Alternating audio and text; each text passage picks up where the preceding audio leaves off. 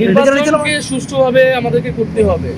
পতিত শক্তিরা চাচ্ছেই যে নির্বাচন যাতে পিছিয়ে যায়, নির্বাচন আমরা করতে না পারি, বাংলাদেশ রাষ্ট্রকে এমনভাবে দেখাতে যে তারা নির্বাচন করার জন্য সক্ষম নয়। কিন্তু আমরা তো সেটা হতে দেব না। ফলে আমরা মনে করি পরিবেশ আমাদের সকলকে দায়িত্ব নিয়ে এই পরিবেশ ফিরিয়ে আনতে হবে। আপনারা বলেছেন যে আমাদের নিরাপত্তা যদি লাগে, আমরা বলেছি আমাদের কোনো অতিরিক্ত নিরাপত্তার প্রয়োজন নাই, আমরা এটা নেব না। এটা রাজনীতি যেহেতু দায়িত্বে আছে, সেই জায়গা থেকে সবাই যেটা পায় সেটাই সেটুকুই হতে পারে। আমরা বলেছি যে আপনি এই 5-6 জন 7-8 জন 10-12 জন মানুষের আমরা হয়তো সরকার নিরাপত্তা দিচ্ছি, আমরা হয়তো বাসায় বসে থাকলাম, গানম্যান নিয়ে চলাফেরা করলাম। কিন্তু বাংলাদেশের যে আপামর মানুষ, যারা যে ছাত্ররা রাস্তায় নেমেছিল, যেহেতু ঢাকায় থাকে না, যেহেতু ঢাকার বাইরে থাকে, কোনো একটা উপজেলায় থাকে, জেলা সদরে থাকে, অথবা শহীদ পরিবার আহত, তাদের নিরাপত্তাটা কিভাবে হবে? আমরা তো শুধু কেবল আমাদের নেতাদের নিরাপত্তা নিশ্চিত করলে হবে না, নেতাদের নিরাপত্তা দিয়ে জুলাই টিকে থাকবে না।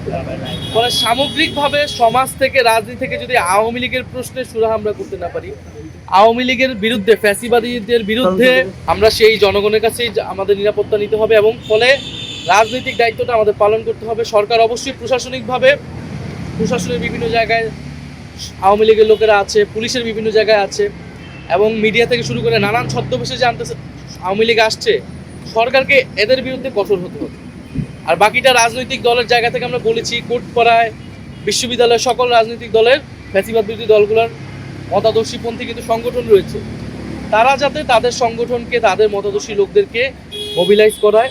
কারণ এটা শুধু এনসিপি এককভাবে সম্ভব না, বা ফলে সবাইকে শুধু রাজনীতির মাঠে নয়, এই যে বিভিন্ন সেক্টর, আমি এটাকেই বারবার গুরুত্ব দিচ্ছি। কারণ সম্মতি তৈরি করা হচ্ছে অন্য জায়গায়, কোর্টে তৈরি করা হচ্ছে, মিডিয়াতে তৈরি করা হচ্ছে, বিশ্ববিদ্যালয়ে তৈরি করা হচ্ছে।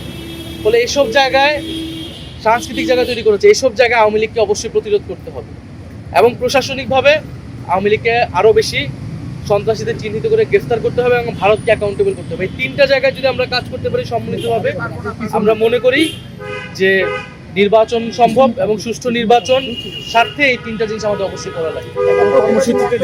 আমরা বলেছি যে বাংলাদেশের সাথে সম্পর্ক রাখতে হলে এই ধরনের হস্তক্ষেপ বন্ধ করতে হবে। কিন্তু আমরা দেখে যাচ্ছি এখনও ভারত সেই হস্তক্ষেপ চালিয়ে যাচ্ছে। ফলে ভারতের প্রতিও, এবং এখানে যারা দূতাবাস রয়েছে, তাদেরকে সরকার কঠোরভাবে বলতে হবে, এবং রাজনৈতিক দল হিসেবে আমরা আমাদের জায়গা থেকে অবস্থান অবশ্যই জানাবো।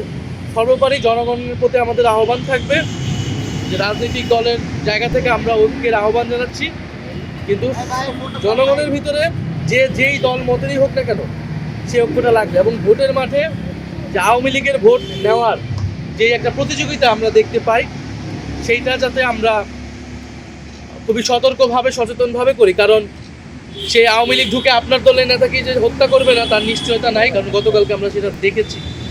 এবং ফলে এই জায়গা থেকে যাতে আমরা দায়িত্বশীল হই, এবং গণ অভ্যুত্থান এবং বাংলাদেশ প্রশ্নে আমরা যাতে সেই ঐক্যটা বজায় রাখি। একটা বিষয় হচ্ছে জুলাই